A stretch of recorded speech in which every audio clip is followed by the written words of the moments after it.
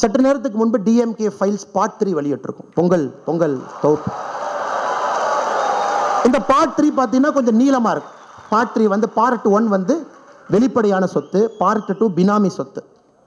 Part 3 ஒரு டிஎம்கேங்கிற கட்சி எப்படி அப்படிங்கிறத காட்ட ஒரு சின்ன முயற்சி எடுத்திருக்கும். ஸோ பார்ட் 1 இன்னைக்கு ரிலீஸ் பண்ணியிருக்கிறோங்க. டிஆர் பால் அவர்களும் தமிழ்நாட்டினுடைய சீனியர் இன்டெலிஜென்ஸ் ஆஃபீஸர் பேசின டேப் இன்னைக்கு ரிலீஸ் பண்ணியிருக்கோம். 11 டேப்புகள் ரிலீஸ் பண்ண போகிறோம். இது குறிப்பாக எந்த அளவுக்கு தமிழக அரசியல்ல திமுகவினுடைய பொலிட்டிக்கல் ஃபேப்ரிக்கை காட்டணும். பெரிய ரிஸ்க் தாங்க. we are taking that risk. இதை காட்டணும். திராவிட முன்னேற்ற கழகம் என்கின்ற தீய சக்தி ஒழித்து கட்டப்பட வேண்டும். அதில் தெளிவாக இருக்கின்றோம். எங்களுக்கு மற்றவங்களோட சண்டை இல்லைங்க. நாங்கள் மெக்ராவை ஃபேஸ் பண்ணணும்னு நினைக்கிறோம். நாங்கள் நெட் பவுலர்க்கெல்லாம் சண்டை போட ரெடியாக இல்லை. ஆனால் எங்களை பொறுத்தவரை டிஎம்கே பார்ட் 3 என்பது தமிழக அரசியலை பூரணமாக மாற்றக்கூடிய முழு சக்தி இருக்கிறது என்று நான் நம்புகின்றோம். நாங்கள் இதில் தெளிவாக இருக்கின்றோம். தமிழக அரசியலை சுத்தப்படுத்தும் வரை பாரதிய ஜனதா கட்சி இங்கே ஓயாது. காலத்தினுடைய கட்டாயம், எங்கேயோ செல்ல வேண்டிய நான், எங்கேயோ இருக்க வேண்டிய நான் இங்கே வந்துட்டேன்.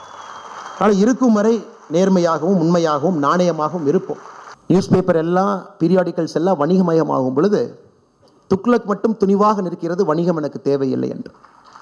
துணுக்குகளும் கிசுகிசுகளும் எந்தவித ஆதாரமும் இல்லாத செய்திகளை தான் மக்கள் விரும்பி படிப்பாங்கன்னு ஒரு பக்கம் நியூஸ் மீடியா இருக்கும் பொழுது அதெல்லாம் எதுவும் தேவையில்லை. துக்ளக்னுடைய வாசகர்களுக்கு உண்மையும் நேர்மையும் கலந்து கொடுத்தால் என்னுடைய வாசகன் எப்பொழுதும் படிப்பான் என்கின்ற பாதையில் துக்ளக் போயிட்டு இருக்குங்க.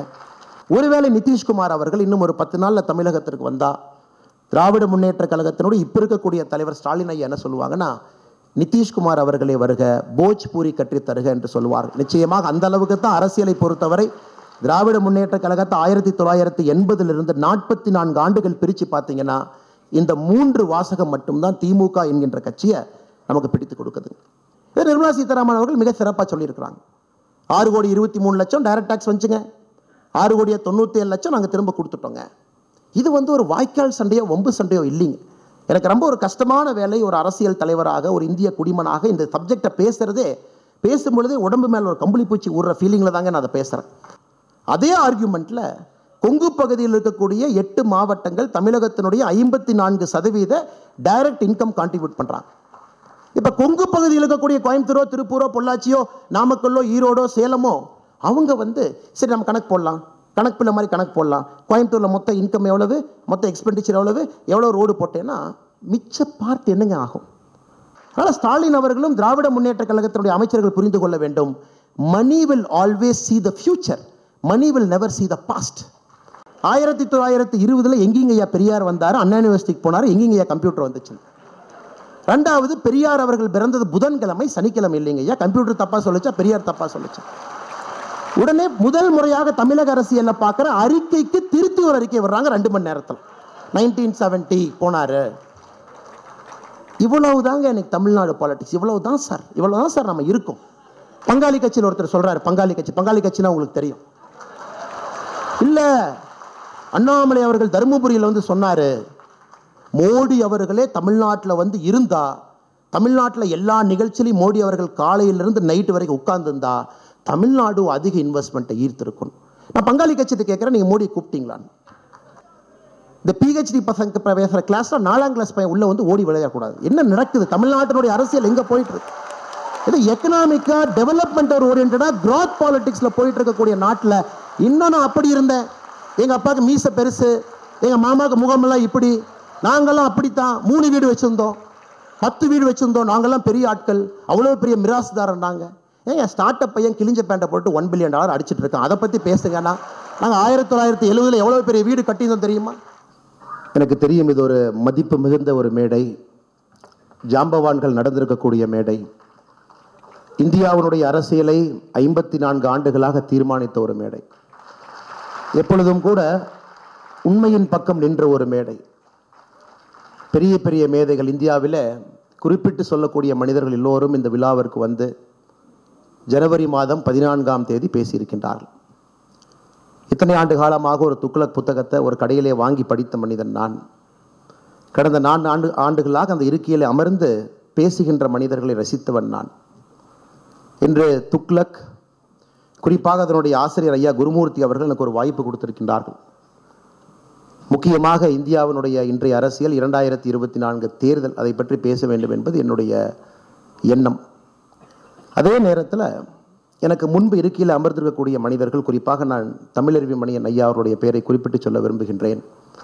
அதை போன்ற பெரிய மனிதர்கள் எல்லாம் இருக்கின்றார்கள். அரசியலை மிகப்பெரிய மாற்றம் நடத்தி காட்ட வேண்டும் என்று துடிக்கக்கூடிய, என்னை விட அறிவிலே, ஆற்றலிலே, எண்ணத்திலே, பலத்திலே, சிந்தனையிலே உயர்ந்த மனிதர்கள் அமர்ந்திருக்கின்றார்கள். அவர்களுக்கும் என்னுடைய வணக்கத்தை தெரிவித்து, 1963ஆம் ஆண்டு சோ ஐயா தன்னுடைய நாடக நடிப்பில், சினிமா நடிப்பில் நமக்கெல்லாம் அறிமுகமாக ஆரம்பித்தாங்க.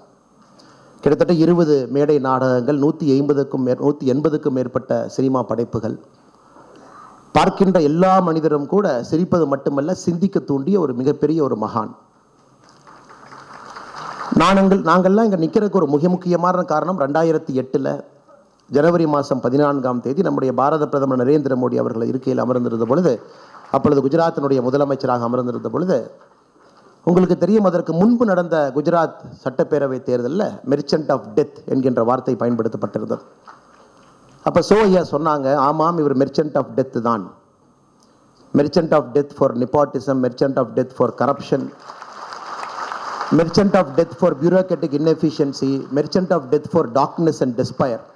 இதை போன்ற ஒரு மிகப்பெரிய ஒரு நெரேட்டிவை இந்தியா மக்கள் எல்லோரும் பார்க்கும் அளவுக்கு 2008 சோ ஐயா சொன்னாங்க. இன்னைக்கு ஒரு வேளை சோ ஐயா இருந்திருந்தால், 2024 அந்த பெரிய மனிதர் மேடையில் இருந்திருந்தால், கண்டிப்பாக இன்னொரு வார்த்தையை சேர்த்திருப்பார். Yes, he is the merchant of death for dynastic political parties என்கிற வார்த்தையை சேர்த்திருப்பார். இந்த 2024 தேர்தலை தீர்மானிக்கக்கூடியது, இந்திய அரசியல் எந்த பாதையிலே செல்ல வேண்டும் என்பதை தீர்மானிக்கக்கூடிய இந்தி கூட்டணி ஒரு பக்கம், குறிப்பாக எல்லோருடைய மகன் அதில் இருக்கிறாங்க.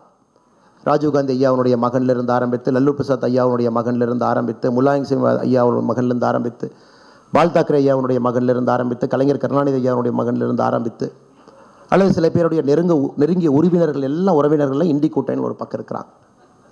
இன்னொரு பக்கம் அரசியல் எப்படி இருக்க வேண்டும், த பியூரிட்டி ஆஃப் பாலிடிக்ஸ், ஒரு ஜனநாயகம் எப்படி இருக்க வேண்டும், ஒரு அரசியலில் எல்லோரும் எல்லா இடத்திற்கும் செல்லணும், மக்களுடைய அன்பும் ஆதரவும் எப்பொழுதும் இருக்கணும், ஒரு இன்டர்னல் டெமோக்ரஸி ஒரு கட்சியில் இருக்கணும், அந்த கட்சி ஒரு நாட்டை ஆளும் பொழுது மட்டும்தான் அந்த நாடு நிரந்தரமாக ஒரு வளர்ச்சி பாதையில் இருக்க முடியும் என்று காட்டக்கூடிய பாரதிய ஜனதா கட்சி ஒரு பக்கம்.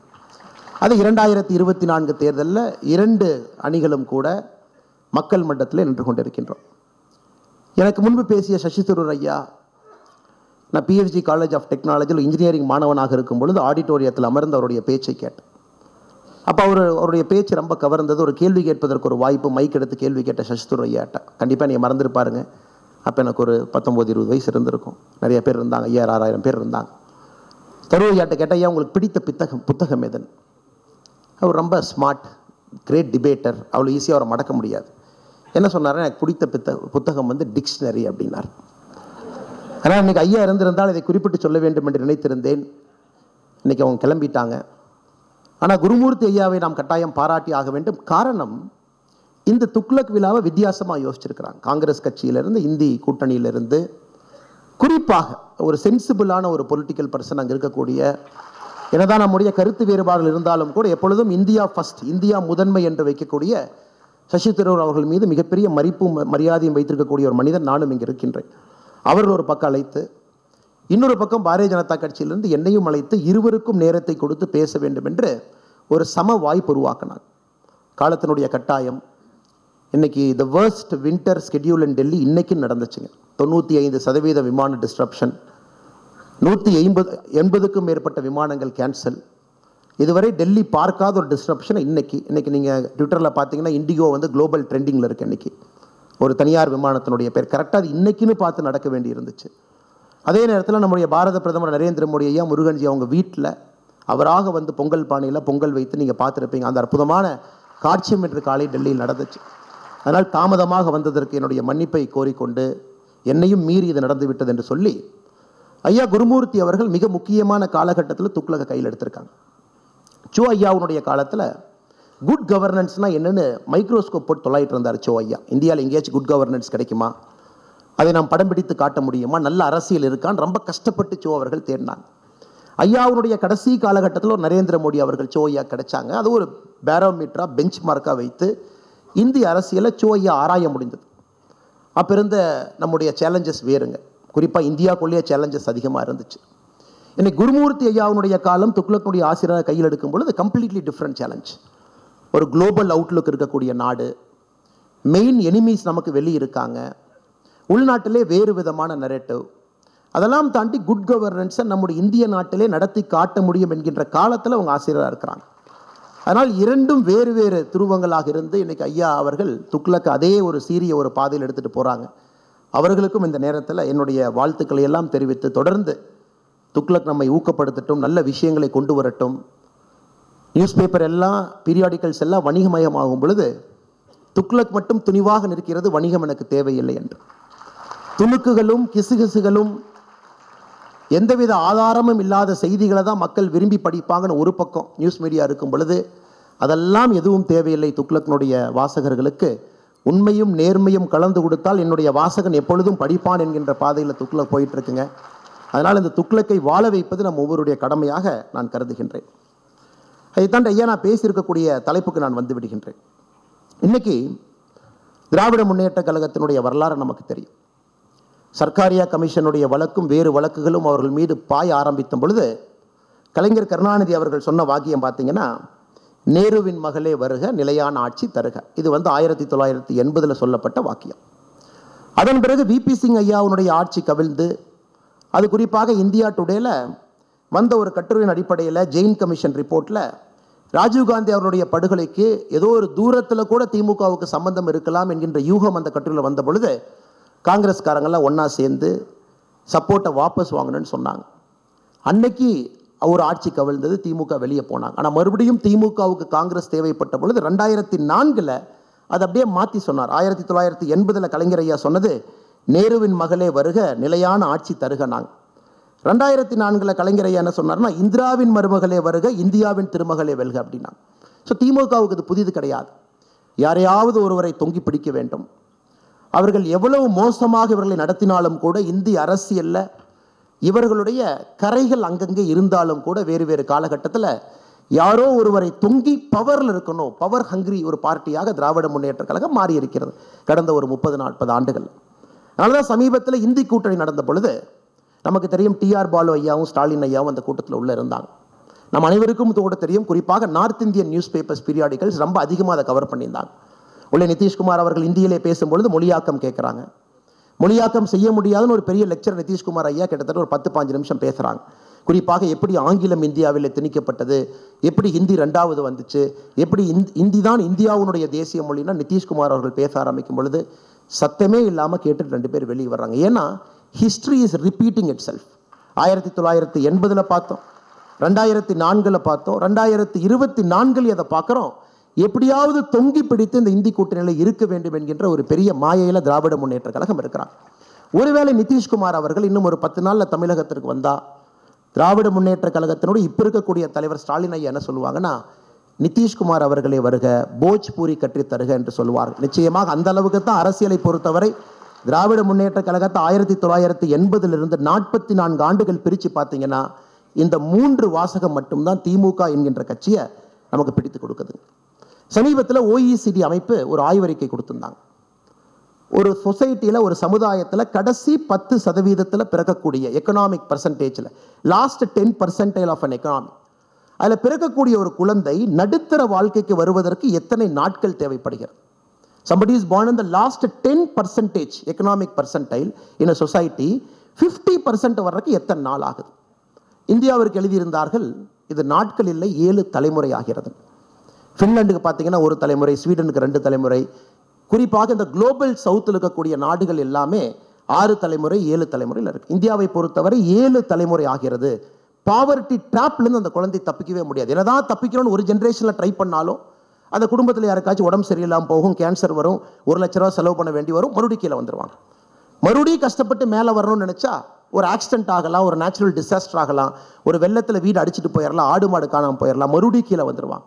இந்த OECD ஆய்வறிக்கை பார்த்தீங்கன்னா குறிப்பாக பாவர்ட்டியில் கீழ் இருக்கக்கூடிய 10% மேலே வருவதற்கான சாத்தியக்கூறுகள் இந்த உலகத்தில் மிராக்கல் எக்கனாமிஸில் மட்டும்தான் நடந்திருக்கு. இன்னைக்கு நம்முடைய மோடி ஐயாவுடைய 9 ஆண்டு கால ஆட்சியை நாம் மைக்ரோஸ்கோப்பிக்கா எக்ஸாமின் பண்ணோம்னா we can safely say India is on the verge of breaking the poverty trap. இந்த poverty trap என்று சொல்லக்கூடிய அந்த வார்த்தையை அதிலிருந்து தப்பிக்கவே முடியாது என்று சொன்ன அந்த விஷயத்தை இன்னைக்கு நாம உடைக்க ஆரம்பித்திருக்கின்றோம். சமீபத்தில் மோடி அவர்கள் அயோத்தியாவுக்கு போயிருந்த பொழுது மீரா என்கின்ற சகோதரி வீட்டுக்கு போயிருந்தாங்க. அந்த மீரா அவங்ககிட்ட கேட்டாங்க, நான் ஏன் உங்கள் வீட்டுக்கு வந்திருக்கேன் தெரியுமா சொல்லுங்க அப்படி. மீரா அவர்கள், இல்லை நீங்கள் வர்றீங்கன்னு சொன்னாங்க, நீங்கள் வந்தது சந்தோஷம், ஏன் தெரியல. நம்முடைய கேஸ் அடுப்பு இல்லாதவங்களுக்கு நம்ம கொடுக்குறோம். குறிப்பாக யாரு கேஸ் அடுப்பே இல்லையோ 2014 பின்பு கொடுக்க ஆரம்பிச்சிருக்கோம். அதில் 10வது கோடி கேஸ் அடுப்பு உங்கள் வீட்டுக்கு வந்திருக்கு. 10th crore connection. அதான் உங்களை பார்க்க வேண்டும் என்பதற்காக நான் வந்திருக்கேன். அப்போ யாராவது ஒருவர் நம்முடைய பாரத பிரதமர் நரேந்திர மோடி அவர்களும் மீரா அவர்களும் பேசுகிற அந்த 7 நிமிஷம் வீடியோவை பார்த்தீங்கன்னா மீரா அவங்ககிட்ட ரொம்ப ஆழமாக கேட்பார். உங்கள் வீட்டில் என்ன திட்டமெல்லாம் வந்திருக்கு, நீங்கள் என்ன படிச்சிருக்கீங்க, நீங்கள் என்ன வேலை பார்க்குறீங்க. நான் பூ சுற்றுற வேலை பார்க்குறேங்க ஐயா, நான் பூ விற்கிறேங்க ஐயா, என்னென்ன ஸ்கீம் எல்லாம் வந்திருக்கு. நீங்கள் பார்த்தீங்கன்னா கிட்டத்தட்ட 7 ஸ்கீம் மீராவுடைய வீட்டுக்கு எட்டி பாட்டிருக்கும். கரண்ட் வந்திருக்கும், கேஸ் அடுப்பு வந்திருக்கும், இந்த மாதிரி ஒரு ஸ்கீம் 7 ஸ்கீம் வந்திருக்கு. இன்னைக்கு மோடியினுடைய சாதனை என்னன்னாங்க, நம்முடைய நாட்டில் காம்போசிட்டா திட்டங்களை கொண்டு வந்து, காம்போசிட்டா ஒரு பாஸ்கெட்டா பாவர்ட்டி என்கின்ற இந்த வியாதியை அடிக்கக்கூடிய ஒரு தனி திறமை வாய்ந்த ஒரு மனிதனாக மோடி இன்னைக்கு வந்திருக்கார். he will hit it like anything. ஒரு ஹேமரை வச்சு அடிச்சா அது உடையும் அப்படிங்கிற மாதிரி. இந்த ஹாஃப் மெஷர் கிடையாது, தொடவி பார்க்கறது கிடையாது, தொட்டு பார்க்கறது கிடையாது, உரசி பார்க்கறது கிடையாது. he is trying to break the concept of poverty trap. அதான் இந்த ஆட்சியினுடைய நம்முடைய நம்பர்ஸ்னுடைய இண்டிகேட்டர். ஒரு பக்கம் நான் பெருமையாக சொல்லாங்க, என்னுடைய நோட்ஸில் இருக்கக்கூடியதை நான் பார்த்து ரொம்ப பெருமையாக சொல்லலாம். நாம் ஆட்சிக்கு வந்த பிறகு இவ்வளோ பண்ணியிருக்கோம். இலவச கழிப்பறைகள் 11 கோடி கட்டியிருக்கோம், 11 மில்லியன் வீடுகள் கட்டியிருக்கோம், சிறு குறு விவசாயிகளுக்கு 11 கோடி பேர்த்துக்கு நாம் 6000 ரூபா கொடுக்குறோம், கிட்டத்தட்ட 20 லட்சம் கோடி ரூபாய் முத்ரா கடனாக கொடுத்துருக்கோம். இதெல்லாம் பெரிய நம்பர்ஸ்ங்க, உங்களுக்கு தெரியும். But the humanness behind that number, அந்த நம்பருக்கு பின்னாடி இருக்கக்கூடிய மனிதத்தன்மை, அதைத்தான் ஒரு பாரதிய ஜனதா கட்சியினுடைய தொண்டனாக, காரியகர்த்தனாக, ஒரு இந்தியனாக நான் பெருமைப்படுகின்றேன். Not numbers. நம்பர்ஸ் யார் வேணாலும் பண்ணலாம். அந்த நம்பர்ஸுக்கு பின்னாடி இருக்கக்கூடிய ஹியூமனிட்டி, ஹியூமன்னஸ், ஒரு பாவர்ட்டியை நம்முடைய சமகாலத்திலே அடித்து ஒழிக்க முடியும் என்பதை காட்டியிருக்காங்க. எனக்கு ஒன்றும் சசிதரூர் பேசினாங்க. 1980 காங்கிரஸ் ஒரே கோஷம் எல்லா தேர்தல், ரொட்டி கப்படா மக்கான், தொடர்ச்சியாக பேசுவாங்க. இது நாங்கள் ரோடு போடுவோம், சாப்பாடு கொடுப்போம், வீடு கொடுப்போம். 1980 80 பேசினாங்க, 90 பேசினாங்க, 2000 பேசினாங்க, 2010 பேசினாங்க. காங்கிரசினுடைய தோல்வி என்பது ஒரு வறுமை என்பதை எப்படி அதிலிருந்து மக்களை காப்பாற்றுவது என்கின்ற சிந்தனை இல்லாமல் ஆட்சி பண்ணிக்கிட்டு இருந்தாங்க. வேறு தலைவர்கள் தொட்டு பார்த்தாங்க, தொடவி பார்த்தாங்க. இது நம்முடைய 9 ஆண்டு காலத்தினுடைய மிக மிக முக்கியமான ஒரு சாதனையாக உங்கள் முன்னால் நான் வைக்க விரும்புகின்றேன். அதே நேரத்தில் இரண்டாவது பார்த்தீங்கன்னா மோடினா கேரண்டி. யாராவது ஒருத்தர் உங்களுக்கு நேரம் இருக்கு, 2019 நம்முடைய மேனிஃபெஸ்டோ நேரம் இருந்தால் நீங்கள் படித்து பார்க்கணும். நான் சேலஞ்சே பண்ணுறேன். திராவிட முன்னேற்ற கழகத்தினுடைய மேனிஃபெஸ்டோ ஒரு காப்பி, 511 வாக்குறுதி நீங்கள் எடுத்துக்கங்க. 2019 பாரதிய ஜனதா கட்சியினுடைய மேனிஃபெஸ்டோ எடுத்துங்க. பாரதிய ஜனதா கட்சியினுடைய மேனிஃபெஸ்டோ இஸ் வெரி டெக்னிக்கலுங்க, அவ்வளோ சர்ஃபேஸ் மேனிஃபெஸ்டோ இல்லைங்க. எல்லா எலெக்ஷன் டைமில் பார்த்தீங்கன்னா அரசியல் கட்சிகள் சர்ஃபேஸில் எழுதுவாங்க. நாங்கள் வந்தால் பாவர்ட்டியை ஒழிப்போம், வேர் இஸ் த நம்பர். நாங்கள் வந்தால் பழங்குடியை பண்ணுவோம், வேர் இஸ் த நம்பர். நாங்கள் வந்தால் விவசாயிகளுடைய வருமானத்தை பெருக்கும், இல்லைங்க. நம்ம மேனிஃபெஸ்டோ மட்டும்தான் இந்தியன் ஹிஸ்டரியில் நீங்கள் எந்த மேனிஃபெஸ்டோ எடுத்து பார்த்தாலும் it is an indicator with number and target.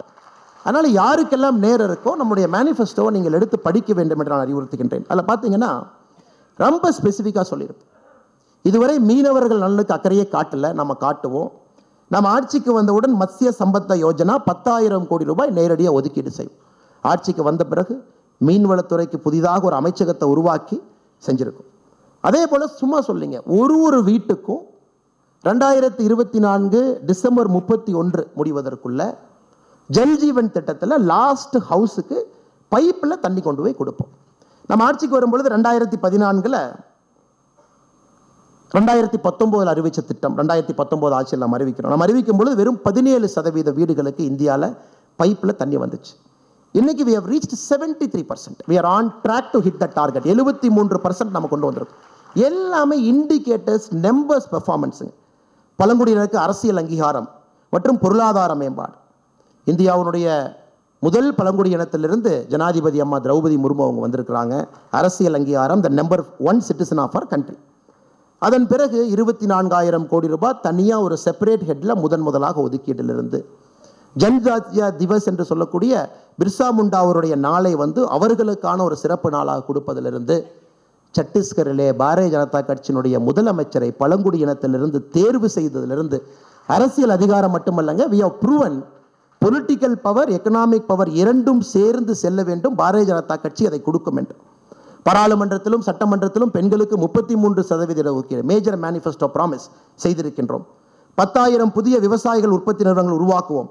2023 July மாசத்துல 10,001வது FPO நம்ம முடிச்சு காட்டிட்டோம். ஓப்பன் டிஃபிகேஷன் ஃப்ரீ ஸ்டேட்டஸ் பெற்றிருக்கின்றோம். இஸ்லாமிய பெண்கள் பாதுகாப்புக்கு ட்ரிபிள் தலாக், பெட்ரோலில் 10% எத்தனால் கலப்பு இன்னைக்கு 17% ரீச் ஆயிருக்கிறோங்க. சிறு குறு விவசாயிகளுக்கு பென்ஷன் திட்டம் செப்டம்பர் 2010 கொண்டு வந்திருக்கும். நீர் மேலாண்மைக்கு தனி அமைச்சகம், ஆர்டிகல் 370 அயோத்தியா ராமர் கோவில். நம்முடைய மேனிஃபெஸ்டோ நீங்க எடுத்து ஒரு லைனா நீங்க டிக் போட்டுட்டு வந்தீங்கன்னா we have achieved everything we have promised to the Indian people. நாட்டு மக்களுக்கு இது இந்தியாவில் முதலுங்க, the first time in our country.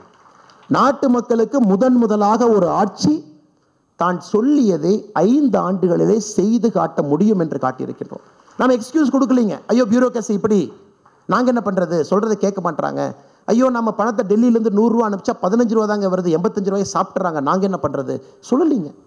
ஐயோ இந்த நாட்டில் கரப்ஷன் அதிகம், நம்மளால் செய்ய முடியல சொல்லலீங்க. பொலிட்டிக்கல் இன்ஸ்டபிலிட்டி இருக்குது. 5 வருஷத்தில் கிட்டத்தட்ட எல்லா மாநிலங்களும் எலெக்ஷன் சைக்கிளில் மாட்டி வெளியே வருது, நம்ம சொல்லலீங்க. ஒரு எலெக்ஷன் சைக்கிளுக்கு கிட்டத்தட்ட 6 மாத காலம் அரசு இயந்திரங்கள் ஸ்தம்பிச்சு நிற்கிறாங்க. அதனால் நம்முடைய டெவலப்மெண்ட் பின்னாடி போகுது. எந்த காரணமும் எந்த எக்ஸ்கியூஸும் கொடுக்காம ஒரு ப்ரூவன் கவர்மெண்ட், ஒரு ப்ரூவன் பெர்ஃபார்மர் செய்து காட்டியிருக்கின்றோம். மனது வைத்தால் நம்முடைய நாட்டிலே நம்மால் செய்ய முடியும் என்று இன்னைக்கு ஐயா சொன்னாங்க. அதில் 2 ஆண்டு முக்கியமாக கொரோனா காலம். சசிதரூர் ஐயா பேசின ஒரு விஷயத்தை குருமூர்த்தி ஐயா தொட்டாங்க. இது தமிழ்நாட்டில் பல ஆண்டு காலமாக இருக்கக்கூடிய ஒரு பெரிய பிரச்சனை. குறிப்பாக நீங்கள் பார்த்தீங்கன்னா வடக்கெல்லாம் வாழ்ந்துக்கிட்டு இருக்கு, தெற்கெல்லாம் தேஞ்சிக்கிட்டு இருக்கு. அப்படி இது திரும்ப பார்த்தீங்கன்னா ஃபினான்ஸ் கமிஷனுக்கு போயிடுவாங்க, நிதி பங்கீடை பாருங்க அப்படி. சசிதரூர் அவர்கள் ஒரு பெரிய அறிவாளி. நிச்சயமாக அவர்களுக்கு தெரியாத ஒன்றும் இல்லைங்க ஐயா.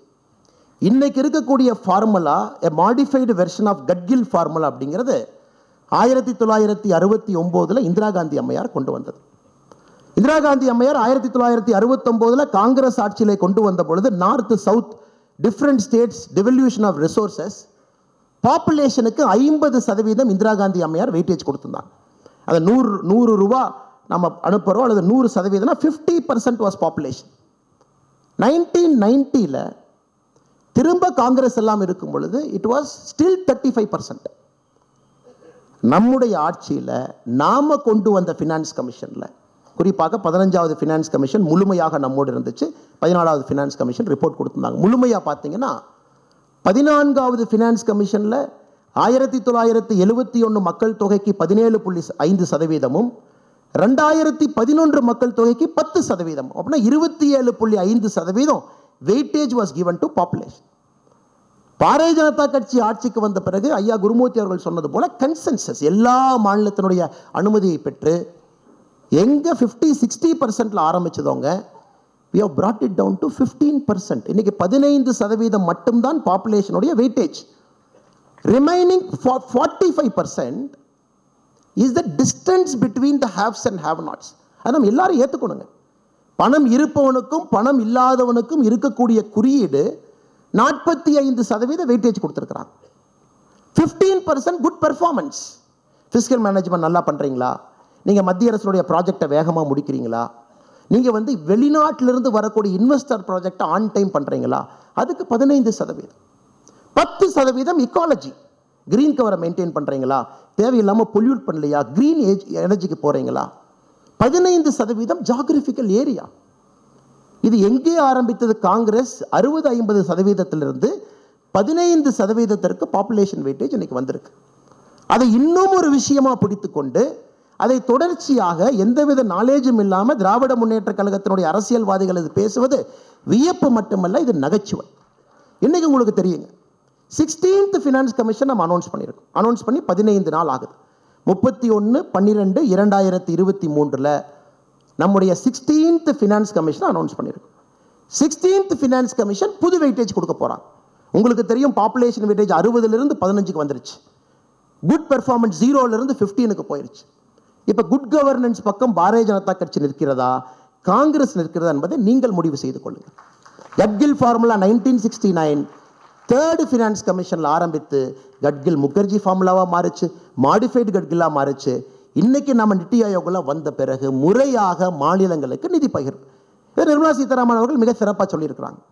6,23,00,000 டைரக்ட் டாக்ஸ் வந்துச்சுங்க, 6,97,00,000 நாங்கள் திரும்ப கொடுத்துட்டோங்க. இது ஒரு வாய்க்கால் சண்டையோ வம்பு சண்டையோ இல்லைங்க.